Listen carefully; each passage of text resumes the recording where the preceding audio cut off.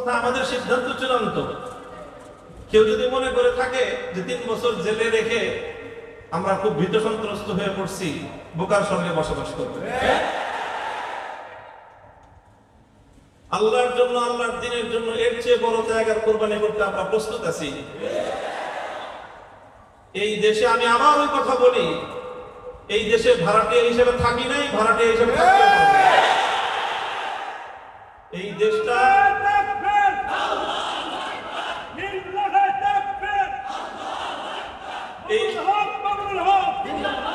এই দেশটা আমাদের হাজার বছরের পূর্বসূরীদের ঘাম, অশ্রু আর রক্তের বিনিময়ে এই দেশ নির্মিত হয়েছে, মাটি সিঞ্চিত হয়েছে।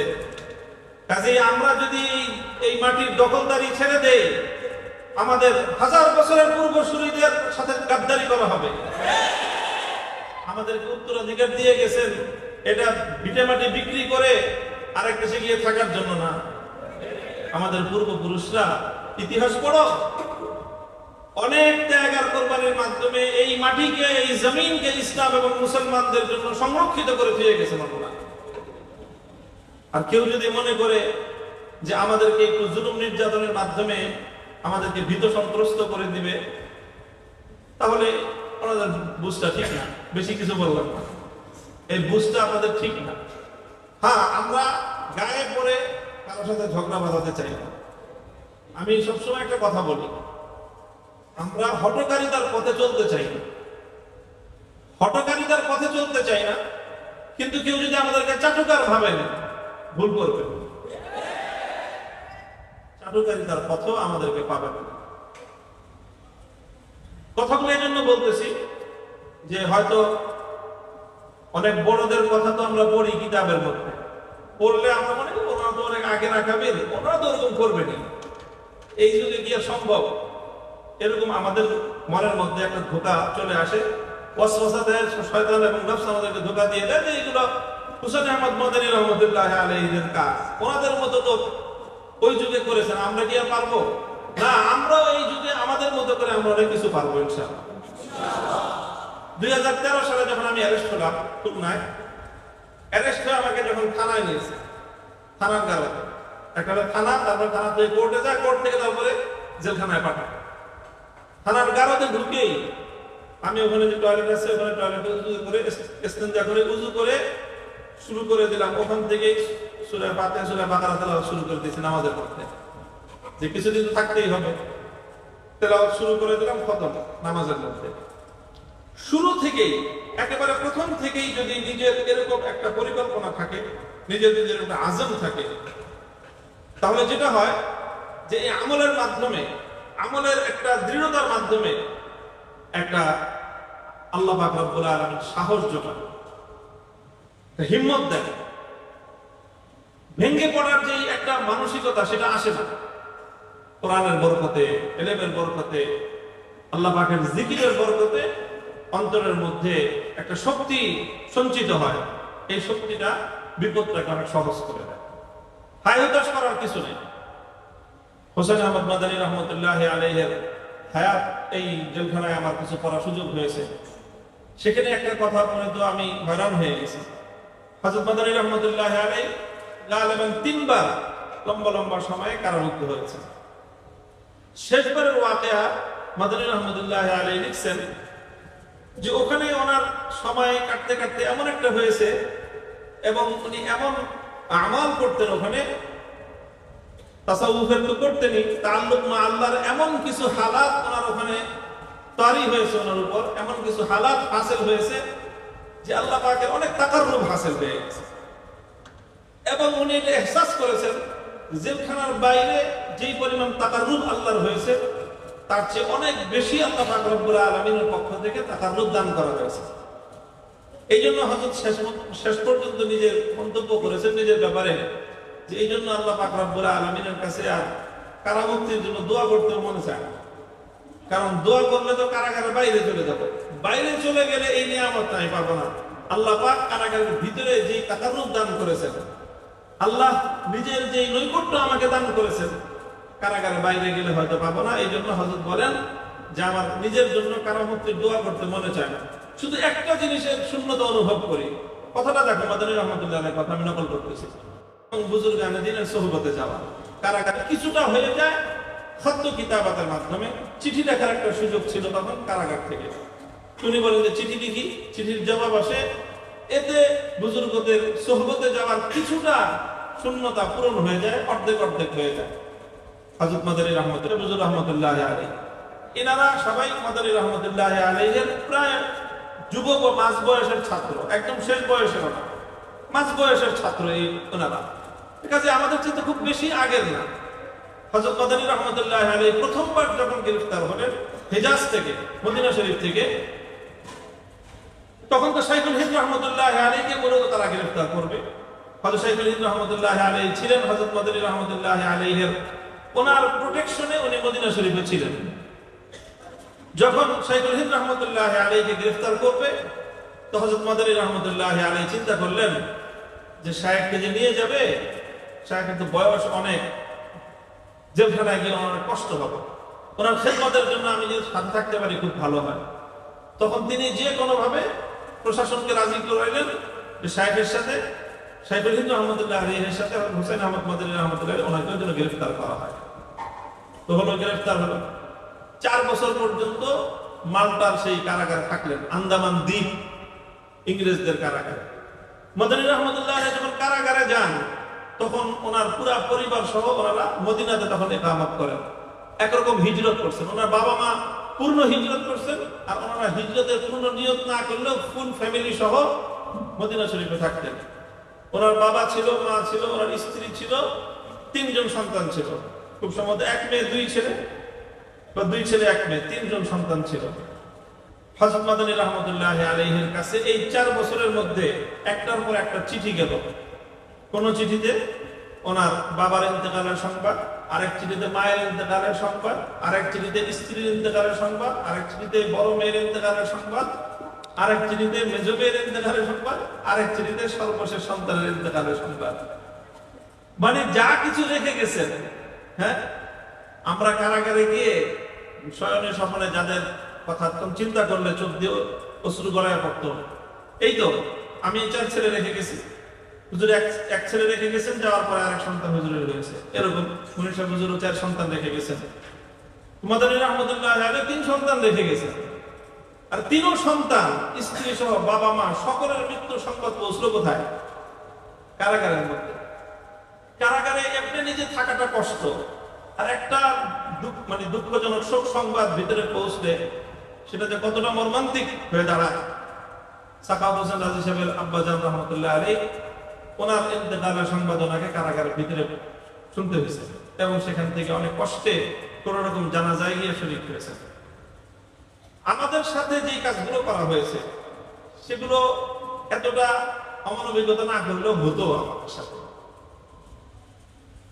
জানাজায় যে যেতে যেতে আমার জোহরের সময় জানাজা হয়, সেই জানাজা পৌঁছতে পৌঁছতে রাত 11টা বাজছে।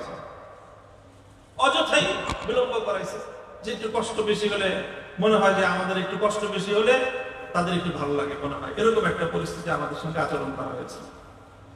সব লোকজন মোবাইল ফ্যাসিলিটি পায়, ইল্লা হেফাজতে ইসলাম।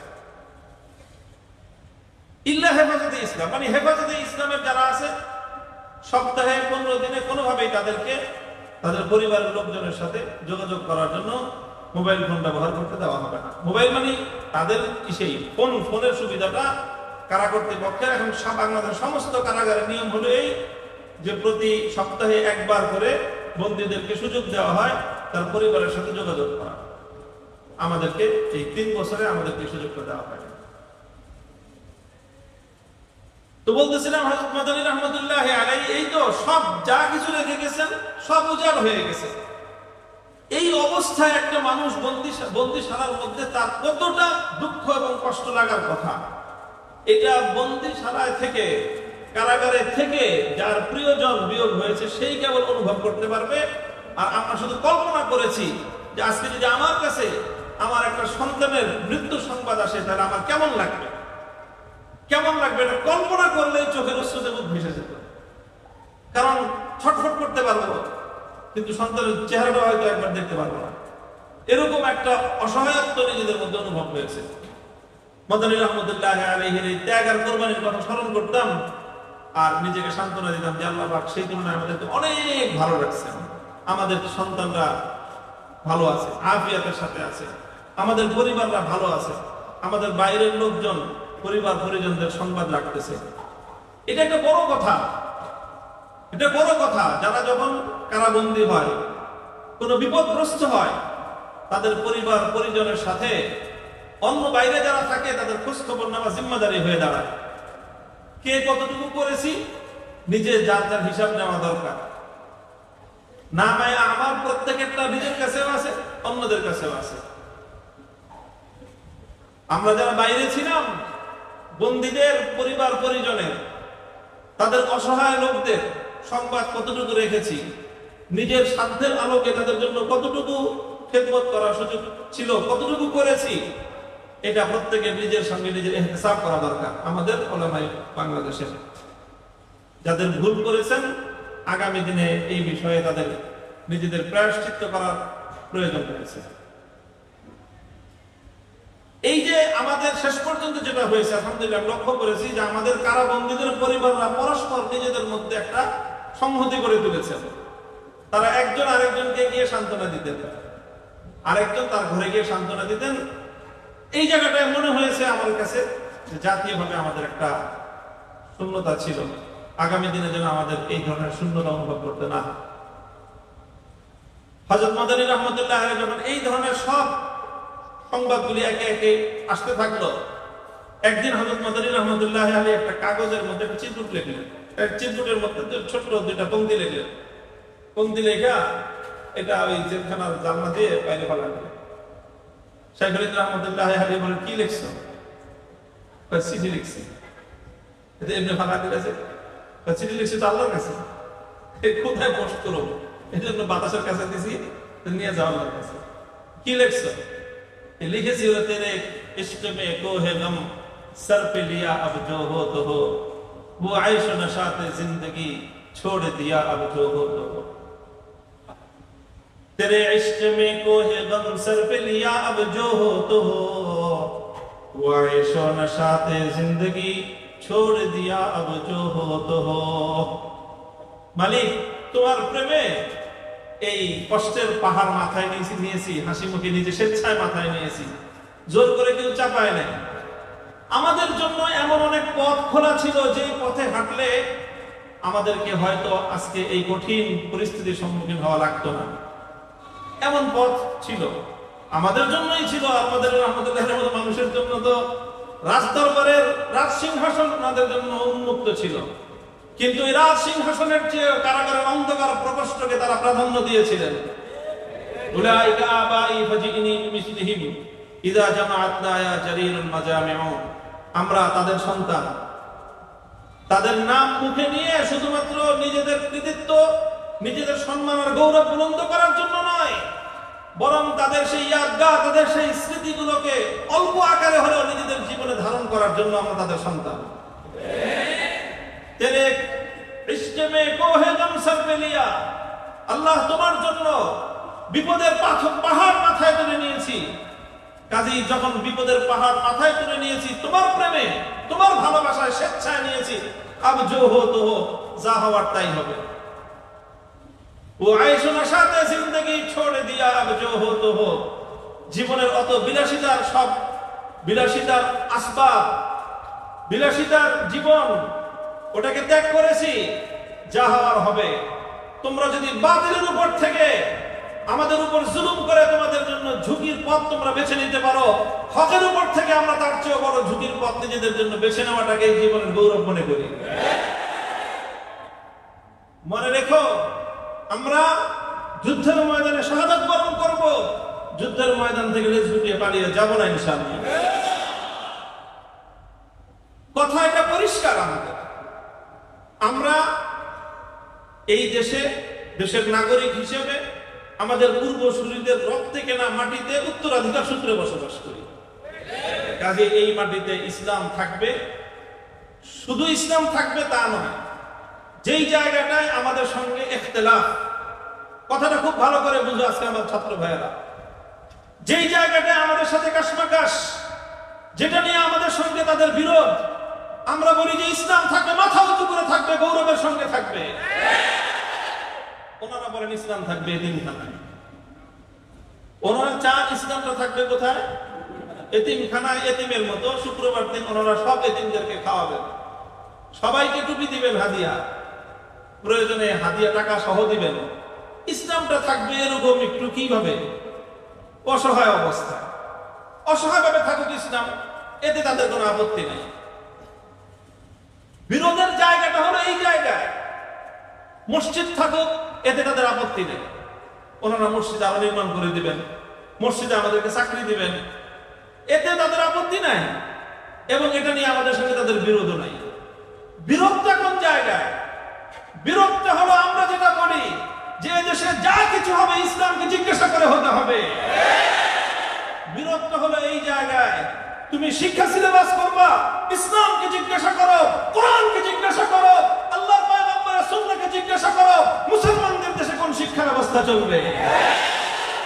ওনারা বলেন যে না, আমরা আমাদের মতো স্বাধীন মতো আমরা শিক্ষা ব্যবস্থা প্রণয়ন করব, শিক্ষা সিলেবাস আমরা রচনা করব, এতে ইসলাম কি বলে দেখার সময় আমাদের নাই। বিরোধটা হলো এই জায়গায়। আমরা বলি যে ইসলাম থাকবে গৌরবের সাথে, ইসলাম থাকবে মাথা উঁচু করে।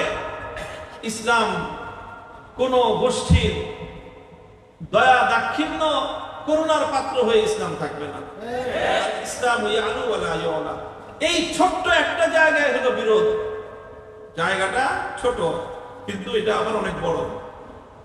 বিরোধের জায়গাটা এমন একটা জায়গায়, একটা জায়গায় আহলে ইলম উলামায়ে কেরামকে আমরা বলবো যে বিষয়টা আপনারা যারা উলামায়ে কেরামের বিভিন্ন পর্যায়ে নেতৃত্ব দেন, ইয়াদাত করেন।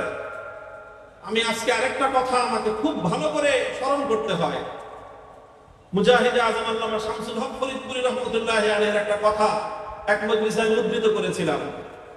শামসুল হক ফরিদপুরি রহমতুল্লাহি আলাইহি যখন সেই পাকিস্তান আমলে স্বৈরশাহী আইয়ুব খান যখন ফ্যামিলি প্ল্যানিং ল করলো, হ্যাঁ, কোরআন সুন্নাহ বিরোধী আইন, দেশের উলামায়ে কেরাম প্রতিবাদ করলেন, এবং এই প্রতিবাদের মূল নেতৃত্বের ভূমিকা নিলেন শামসুল হক ফরিদপুরি রহমতুল্লাহি আলাইহি। তখন গভর্নরের সঙ্গে ওনার অনেক ঝগড়া বাকবিতণ্ড হলো। স্বয়ং গভর্নর যে মোনায়েম খান, তার সঙ্গে কথা হলো প্রথম, এরপরে স্বয়ং আইয়ুব খান বাংলাদেশের অর্থাৎ পূর্ব পাকিস্তানে আসলো, এসে এই দেশের উলামায়ে কেরামকে এসে ডাকলো যে এই বিষয়ে আলেমদের সঙ্গে সে সরাসরি কথা বলবে। শামসুল হক ফরিদপুরি রহমতুল্লাহি আলাইহি গেলেন। উনি ওইভাবেই গেলেন, মুখটাকে মলিন করে, রাগে গুসায়, চেহারাটাকে কালো করে তিনি গেলেন যে তুমি কোরআন বিরোধী আইন করে মুসলমানদের শাসক, আমাদেরকে ডাকছো, কথা বলবো তোমার সাথে, তবে কথাটা হবে ওই ভাষায়। উনি গেলেন ওই অবস্থায়, যে দেখলেন যে ওখানে একজন বাংলাদেশের এই অঞ্চলের খুব প্রসিদ্ধ একজন আলেম, বুজুর্গ, আমি তার এলেম নিয়েও বুজুর্গি কোনোটা নিয়ে প্রশ্ন করতেছি না, শামসুল হক ফরিদপুরি রহমতুল্লাহ আলাইহি প্রশ্ন তুলেন নাই, যে দেখলেন যে উনি আইয়ুব খানের সাথে ওই মজলিসে হাসাহাসি করতেছে। আইয়ুব খান তাকে বলতেছে, মৌলানা আপ তো বহুত মোটে হো গে, আরে আপনি তো অনেক মোটা হয়ে গেছেন। উনি বলছে, হ্যাঁ হ্যাঁ मैं तो बहुत मोटा हो गया, आप लोगों का ही ये आप लोगों की आता है, এই সমস্ত কথাবার্তা বলতেছে, মানে অর্থাৎ ওনার সঙ্গে খুব হেসে হেসে কথা বলতেছে। এই দৃশ্য দেখার পরে শামসুল হক ফরিদপুরি রহমতুল্লাহি আলাইহি আইয়ুব খানের সাথে যা করা করছেন, ওই আলেমের প্রতি এমন রাগান্বিত হয়েছেন, জিন্দেগি তার কোনোদিন তার সাথে কথা বলেন না। যে আমাদের মাসলা হলো কোরআন বিরোধী আইন তৈরি করেছে সে, আমরা তাদের আমাদের হৃদয়ের সমস্ত ক্ষোভ, সমস্ত রাগ তার প্রতি প্রকাশ করব, আর সেই মজলিসে আপনি গিয়ে তার সঙ্গে হাসাহাসি করতেছেন। এতটুকু গায়রত এবং আত্মমর্যাদা আপনার নাই। শুধু এই কারণে হুজুর ওনার সাথে আর কথা বলেন নাই। শামসুল হক ফরিদপুরি রহমতুল্লাহি আলাইহি যখন মৃত্যু শয্যায় শায়িত, হুজুরের দীর্ঘ রোগ ছিল, অনেক লম্বা, অনেক দীর্ঘদিনের রোগের শোকে হুজুর মারা গেছেন। তো হুজুর যখন একদম মৃত্যু শয্যায় শায়িত, গহরডাঙ্গায় হুজুরের নিজের বাড়িতে হুজুর শোয়া, ওই বুজুর্গ অনেক শান শওকতওয়ালা বুজুর্গ ছিলেন, অনেক ভক্ত মুরিদান ওনার ছিল, অনেক লোকজন তার ছিল। উনি বিশাল এক লঞ্চ ভাড়া করে হুজুরকে দেখতে গেছেন। হুজুরকে দেখতে গেছেন যে হুজুর অসুস্থ অবস্থায়। হুজুর যখন শুনছেন যে ওই আলেম দেখতে আসছে, হুজুর বলছেন খবরদার উনি যেন আমার ঘরে আসতে না পারে। ওনাকে বলা হয়েছে যে হুজুর আপনাকে এই অবস্থায় নিষেধ করছে, আপনি যেন হুজুরের ঘরে না যান। উনি পরে দরখাস্ত করে পাঠাইছেন যে হুজুরকে যা বলেন আর কিছু না, আমি হুজুরের সাথে কথা বলবো না, হুজুরের কাছেও যাব না, শুধু জানলা দিয়ে হুজুরকে এক নজর দেখে আসবো। এই কথাটা শোনার সঙ্গে সঙ্গে হুজুর বলছে জানলা বন্ধ করে দাও, জানলা বন্ধ করে দাও, উনি আমাকে দেখুন, আমি এটাও চাই। শেষ পর্যন্ত উনি ফিরে গেছেন। এই তারিখ, এটা আমাদের আকাবিরিনদের, এই করিবে আকাবিরদের তারিখ, এবং ইসলামের শুরুর যুগ থেকে এই তারিখ আছে। ইমাম আহমদ ইবনে হাম্বল রাহমাতুল্লাহি আলাইহি মুহাদ্দিসে কবির ইয়াহইয়া ইবনে মাঈন রাহমাতুল্লাহি আলাইহির সাথে একই আচরণ করেছিলেন। ইয়াহইয়া ইবনে মাঈন রাহিমাহুল্লাহ অনেক বড় মুহাদ্দিস, কিন্তু যখন খালকে কোরআনের মাসআলা এসেছিল, ইমাম আহমদ ইবনে হাম্বল অত্যন্ত দৃঢ়তার সঙ্গে তিনি হকের ঝান্ডা ধারণ করেছিলেন এবং রুখসাতের উপর নয় আজিমতের উপর উনি আমল করেছেন। ইয়াহইয়া ইবনে মাঈন রাহিমাহুল্লাহ অনেক বড় জলিলুল কদর, উনি একজন মুহাদ্দিস। উনি অবস্থানটা ছিল না নরবরে, আর উনি বলতেন যে আমরা তো মজবুর, শাসকের জুলুম নির্যাতনের সামনে আমরা মজবুর। হযরত ইমাম আহমদ ইবনে হাম্বল বলতেন, আপনি শাসকের সামনে মজবুর মানে আপনাকে কোনোদিন ধরে নিয়ে 10টা চাবুক মেরেছে না, চাবুক মারার ভয় দেখেই আপনি বলেন যে আপনি মজবুর? আপনার এই মজবুরিয়াতের এই ওজর, এটা শারআন মুতাবার নয়। ইমাম আহমদ ইবনে হাম্বল রাহমাতুল্লাহ আলাইহি সেই যুগে মৃত্যু পর্যন্ত ইয়াহইয়া ইবনে মাঈন রাহিমাহুল্লাহর সাথে কথা বলেন। এই কথাটা পরিষ্কার। হক এবং হক্কানিয়তের প্রশ্ন যখন আসবে, উলামায়ে কেরাম সবাই টকরা হয়ে যাবেন এটা আশা করি না, তবে সবার কাছ থেকে এই জিনিসটা আশা করি যে কেউ ওই সকল জালিম শাহীদের সঙ্গে হাসাহাসি করতে পারবেন না। যদি হাসাহাসি করেন, মাখামাখি করেন, আমাদের সঙ্গে কোনো সম্পর্ক থাকবে না আপনাদের।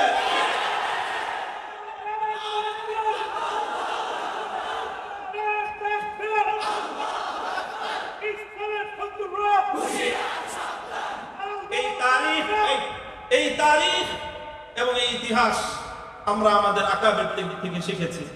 খুব হুঁশিয়ার, ইতিদালের সঙ্গে কথা বলতে হবে, ইতিদালের সঙ্গে প্রত্যেকটা নকল হরকত করতে হবে। আখেরি যে স্লোগান, এটা সম্পূর্ণ আমি রদ করতেছি, কারো বিরুদ্ধে শিকায়ত নেই আমার। আমি শুরু বের হয়ে এসে এখনো পর্যন্ত এই কথাই বলতেছি, আমাদের উপর যা জুলুম হয়েছে, যে নির্যাতন আমাদের উপর হয়েছে, এই নির্যাতনের পূর্ণ দাস্তান আমরা জাতির সামনে এখনো উন্মুক্ত করি নাই।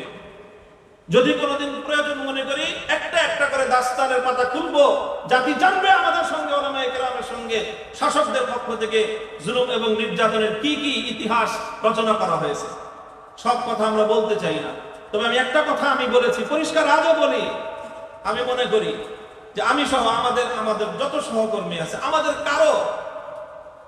কারো এই মজলুমিয়াতের জন্য, আমাদের উপর এই জুলুম এবং নির্যাতনের জন্য কোন আলেম, কোন পক্ষের আলেম এটার সঙ্গে জড়িত নেই। আমার এটা ব্যক্তিগত মতামত, এটা আমাদের সাথীরাও আমার সঙ্গে দ্বিমত করতে পারে, আমার ব্যক্তিগত মতামত, কারো এখানে ভূমিকা নাই। হ্যাঁ, যেটা হতে পারে যে একজন আলেমের বন্দিত্বের কারণে তার যতটুকু কষ্ট পাওয়া উচিত ছিল সেই কষ্টটা তিনি পান নাই, যতটুকু ভূমিকা তার রাখার দরকার ছিল মুক্তির জন্য সেই ভূমিকাটা হয়তো রাখেন নাই। বেশির চেয়ে বেশি এটাও হতে পারে যে আমরা বন্দী হওয়ার কারণে কেউ কেউ মনে মনে খুশিও হয়েছে, হতেই পারে, কারো সঙ্গে ব্যক্তিগত রেষারেষি থাকতে পারে, এটা কোনো খুব বড় কোনো বিষয় না। ব্যক্তিগত রেষারেষি থাকতে পারে না, তোমার সঙ্গে আমার ব্যক্তিগত রেষারেষি থাকতে পারে, ভাইয়ের সঙ্গে ভাইয়ের ব্যক্তিগত রেষারেষি থাকে। ভাই যার সঙ্গে রেষারেষি, সে বিপদে পড়লে আরেক ভাই একটু কি হয়, ভালো হয়েছে, বুঝছো না, এবার মজা পাও, বড় বড় কথা তো। আমার সম্পর্কে তো অনেকেই কথা বলছে যে বেশি বড় বড় কথা কয়, এবার মজা বুঝুক, আরো ভালো করে বুঝুক, তারপরে বের করবো।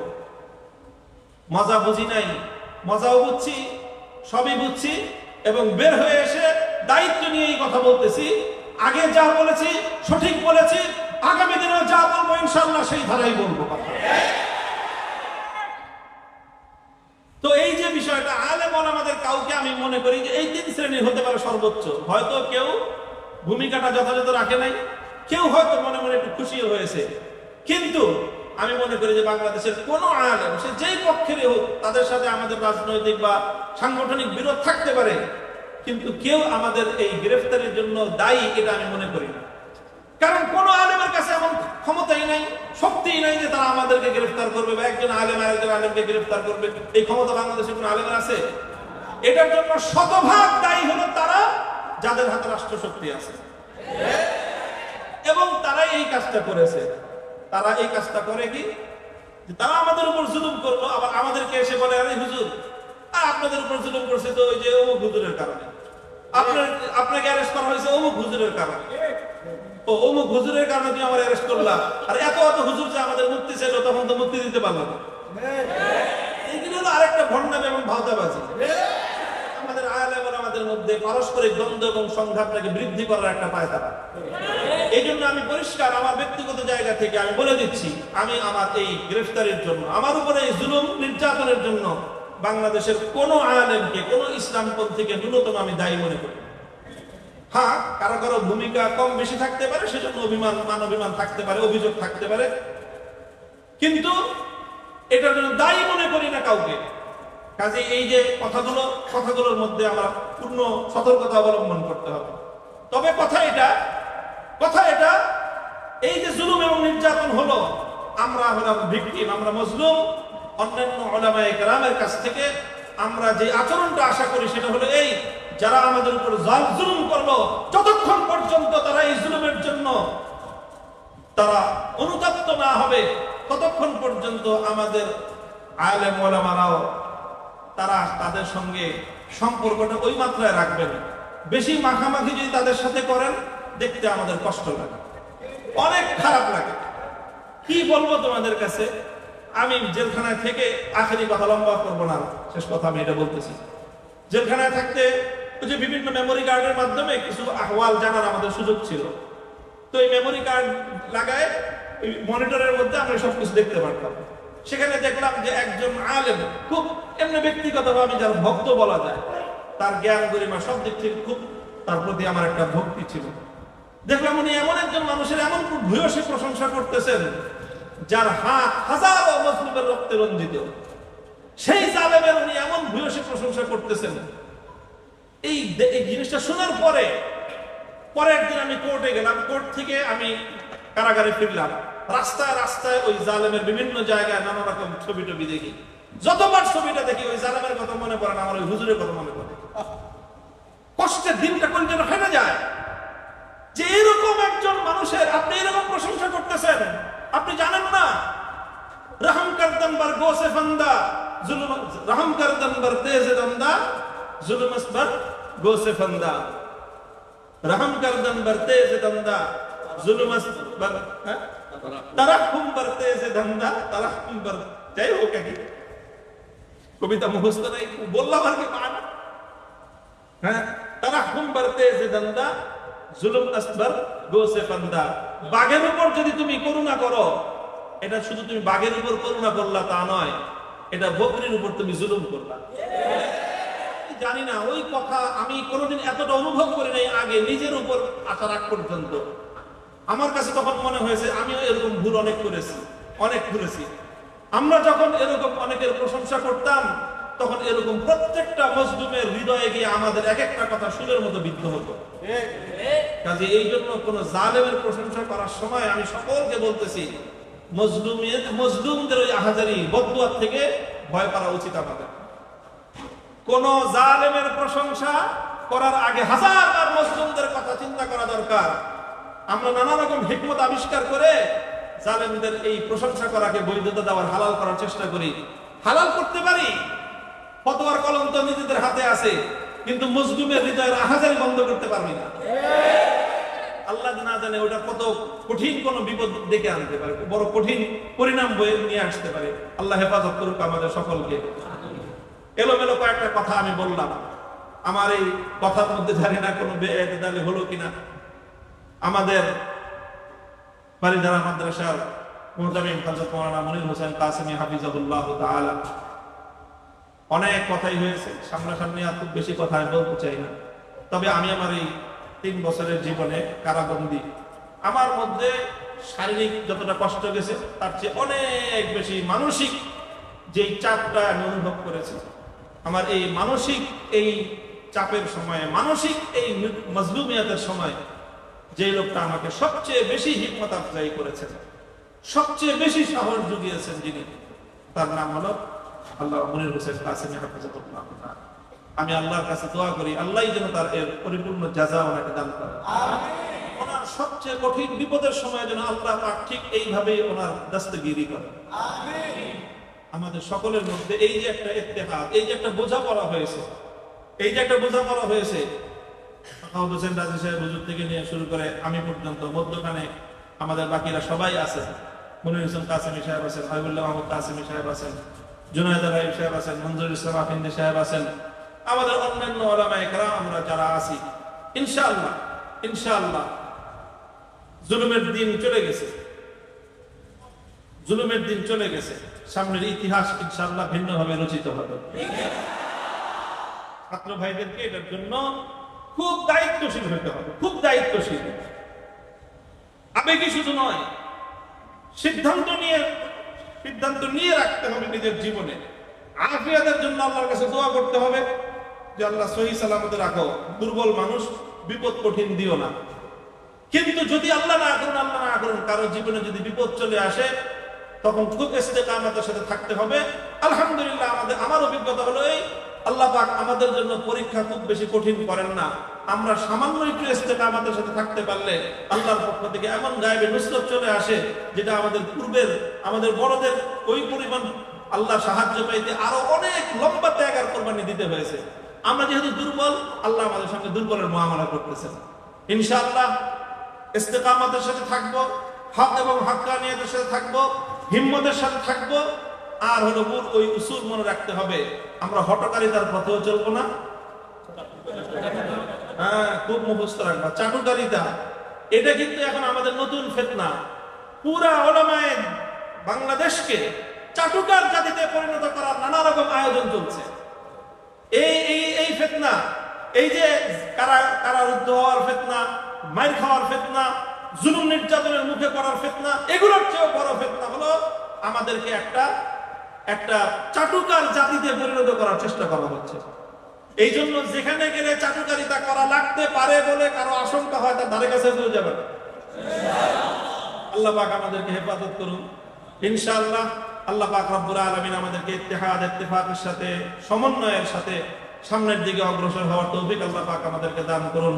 ওয়া আখিরু দাওয়ানা আলহামদুলিল্লাহি রাব্বিল আলামিন। সম্মানিত উপস্থিতি, এই পর্যায়ে আমাদের জামিয়ার শেখুল হাদিস সকলের মুরব্বী আল্লামা ওবায়দুল্লাহ মাহমুদ সাহেব ছিলেন এবং দোয়ার মাধ্যমে আজকে এই বক্তব্য সমাপ্ত।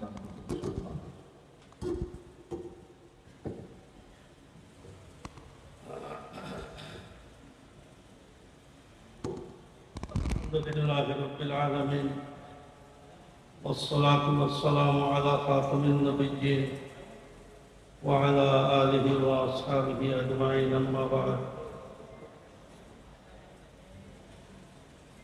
মৌলানা তো অনেক জরুরি সুন্দর সুন্দর কথা বলছেন। এক পরিবারে যদি বিভিন্ন ধরনের মুসিবত আসে আর গার্জিয়ান যদি জিম্মাদার ঘরের গার্জিয়ান যদি হুঁশিয়ার থাকে আর চৌকান্না থাকে, তাহলে অনেক তকলিফ আওলাদ টের পায় না, গার্জিয়ান এইগুলাকে সারাই দেবে।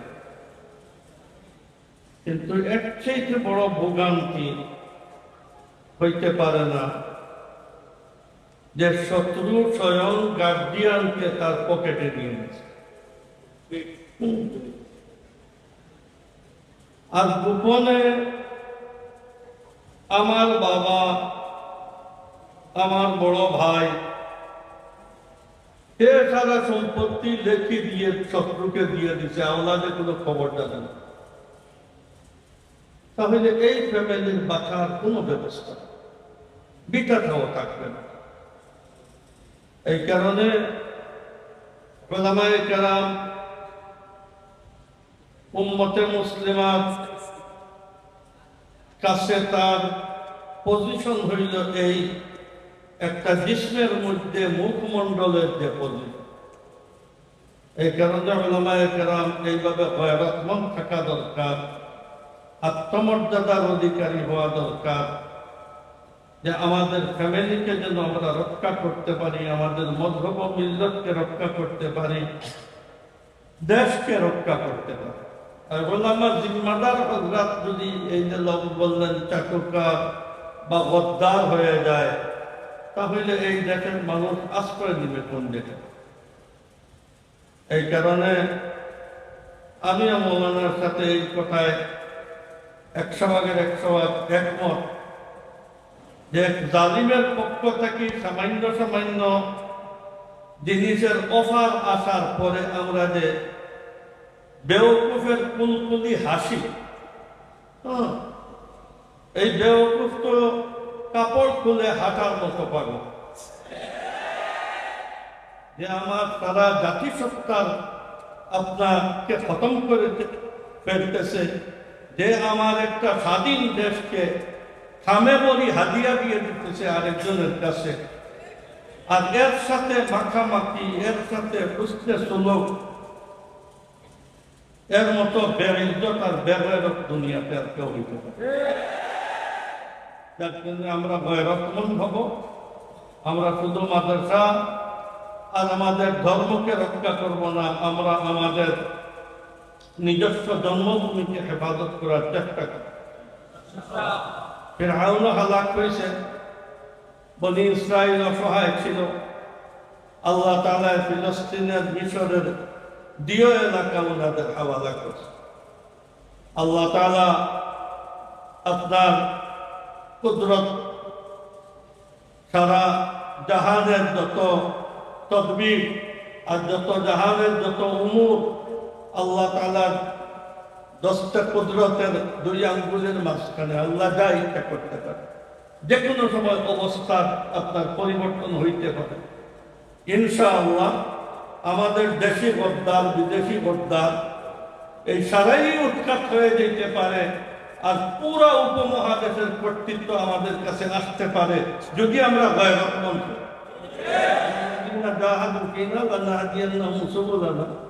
হিন্দুস্তানে কোনো ঝামেলা লাগিয়া প্রদেশ প্রদেশ বিচ্ছিন্ন হয়ে দিতে পারে, তখন মুসলমানদের তাকতের মুজাহারা হবে। হুটহাট করে আমাদের এই পেরাত গুলো মরি দিতে পারে, তখন আল্লাহ তাআলা একটা যার কারণে আপনার হাতিও যে সময় পেটে গোটা খায় তো পাদে, আমাদের এরাও পাততে বাধ্য হবে, কিন্তু শর্ত হইল ওয়াল্লাযীনা জাহাদু ফীনা লানাহদিয়ান্নাহুম সুবুলানা। আমরা গয়রতমন্দ থাকতে হবে, আমরা জাতির জন্য জাতীয় প্রোগ্রামে আমাদের অংশদারিত্ব থাকতে হবে। আমি যদি গাফলতে আর একদম অলস হয়ে ঘরে বসে থাকি, তাহলে আপনাকে কি হাদিয়া নিয়ে আপনার পকেটে ঢুকিয়ে দিবেন? আমরা শ্রম দিতে হবে, যদি শ্রম দেই তাহলে ইনশাআল্লাহ এই জালিম ও জাবির এদের ওজুদ আর অস্তিত্ব থাকবে না। আমাদেরকে তৌফিক দান করো, আর এক বাহায়া গয়রতমন্দ জাতি হিসাবে আমাদেরকে কবুল করো, আর এইসব বেইজ্জত আর বেহায়াদের থেকে আল্লাহ তাআলা আমাদেরকে হেফাজত করো, যারা সামান্য লিপ্সা লালসায় নিজের গয়রতকে বিক্রি করে দেয়। আল্লাহ তাআলা তৌফিক দান করো। আমাদের ছাত্রদেরকে আল্লাহ তাআলা এইভাবে হুররিয়ত আর আজাদির গয়রতমন্দ, ইত্তেবায়ে সুন্নতের গয়রতমন্দ আল্লাহ তাআলা বানান। তাকওয়া তাহারত সহ সিয়াসি কাজ করতে হবে, জাতীয় কাজ করতে হবে। তাকওয়া তাহারত ছাড়া, সুন্নতের ইত্তেবা ছাড়া, নামাজের পাবন্দি নাই, তিলাওয়াত নাই, এইগুলা দিয়ে আল্লাহর রহমত কেমনে আসবে? যার কারণে কমপক্ষ মাদারিসের ছাত্র উস্তাদদের আপনার এইভাবে আমল হইতে হবে যেন পাবলিক থেকে আপনার ভালো। আজ পর্যন্ত এই দেশের কত চুর গুন্ডা, কত আপনার বাজেট ডাকাতি করে খাইছে, কত প্রজেক্ট মারি খাইছে, কত 7-8 বছরের বাজেটের টাকা বিদেশে পাচার করছে। এই ধরনের কোনো হবিসকে অ্যারেস্ট না করে উলামায়ে কেরাম যারা আপনার মানুষরূপী ফিরিস্তা তাদেরকে ওইখানে ধরল, জেলে নিয়ে গেল। 2 মাস সরকারের 3 বাহিনী এখানে আপনার পিটি হসপিটালের এখানে এদেরকে ইসলাম বিরোধী কোনো এমন নকল হরকত নাই যেটা এরা করে নাই। এইগুলা সরকারি পাহারায় এইগুলা কুফর শিরকের কিচ্ছু বাকি রাখেন। দিনে এইসব দুষ্টামি আর রাত্রে আমভাবে সারা দেশের যত গুন্ডি আর গুন্ডা সবটা এখানে আছে জমা হয়েছে। পুরা রাত্র জিনার বাজার, সারা আপনার রমদা পাক, আর এদেরকে সরকারের সহায়তা করছে। এই সরকারের এই কাজে সহায়তা করাই তার জন্য মানায়। আরে প্রতিবাদে সরকার বিরোধী কোনো আন্দোলন নয়, শুধু প্রতিবাদ জানানোর জন্য শাপলা চত্বরে দুর্বল ওলামায়ে কেরাম, খালি হাতের ওলামায়ে কেরামকে বসতে দিল না। এখানে যেভাবে অন্য দেশের সাথে যুদ্ধ করে এইভাবে যুদ্ধ করে আমাদের কয়েকশো ছেলেদের আর মুসলমানদেরকে শহীদ করলো, হাজার হাজার আহত হইলেন, আর হাজার ওলামায়ে কেরামকে জেলে নিল। এই আওয়ামী সরকারের এই হইল সুন্দর ইতিহাস। যারা বাগে মানবতা পায় নাই, পশুত্বতা এই বাগে পাইছে, তারা এর থেকে বেশি করার কোনো ক্ষমতাও রাখে না, সলাহিয়ত রাখে। ইনশাআল্লাহ কারা নির্যাতিত ওলামায়ে কেরামের এই জুলম সিতম, ওই সময়কার অসহায়ত্বের দোয়া, আল্লাহ তাআলা এইগুলাকে বেকার দিবেন না, আপনার দেখতে দিবেন না। ইনশাআল্লাহ তার কোনো এক ফল আমরা ভুগবো, 2 দিন আগে হোক পরে হোক, কিন্তু শর্ত হইল গয়রতের সাথে জাতীয় খিদমতে আর ইলমে ওয়াহির হেফাজতে আমাদের আপনার সবসময় ব্যস্ত থাকতে হবে।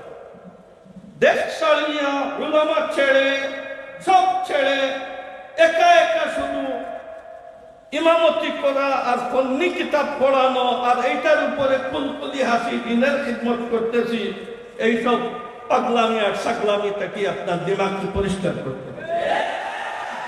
কওমের রাহনুমা হয়ে আমাদের থাকার চেষ্টা করতে হবে। দেশে থাকবো, আধিপত্য নিয়ে থাকবো, দেশে থাকবো, মালিকানার অধিকার নিয়ে এই দেশে থাকবো। আমরা এখানে বাইরের থেকে লজিং খেতে এখানে আসি নাই। যে সময় আমাদের আকাবির দেশকে স্বাধীন করার চেষ্টা করছেন, এই সময় এই আওয়ামী লীগের আর জেনারেল শিক্ষিত পূর্বসূরীরা দেশ আপনার ব্রিটিশের চাটুকারি করছে আর আমাদের উপরে গুলি চালাইছে। আমাদের আজকে তাদের হাতে দেশ দিয়ে আমরা এমনি ঘরে বসি, শোকেসে বসি সব এক একজন, আর সুন্দর সুন্দর ইস্তারি মার্কা কাপড় পরবো আর চেহারা দেখাবো শোকেসে, আর আপনার হেদের হাতে দেশ ছাড়িয়ে দিব, এটা কখনো হইতে পারে না। এদেরকে গাড়ু পিঠা দিয়ে এখান থেকে চলে যায়। আলহামদুলিল্লাহ, ফালিল্লাহিল হামদু রাব্বিস সামাওয়াতি ওয়া রাব্বিল আরদি রাব্বিল আলামিন ওয়া লাহুল কিবরিয়াউ ফিস সামাওয়াতি ওয়াল আরদি ওয়া হুয়াল আজিজুল হাকীম। আলহামদুলিল্লাহি আলা কুল্লি হাল ওয়া আউযু বিল্লাহি মিন হালি আহলিন নার। আলহামদুলিল্লাহি আলা ইলমিহি বা'দা ইলমি ওয়া আলা আফবিহি বা'দা কুদরতিহি।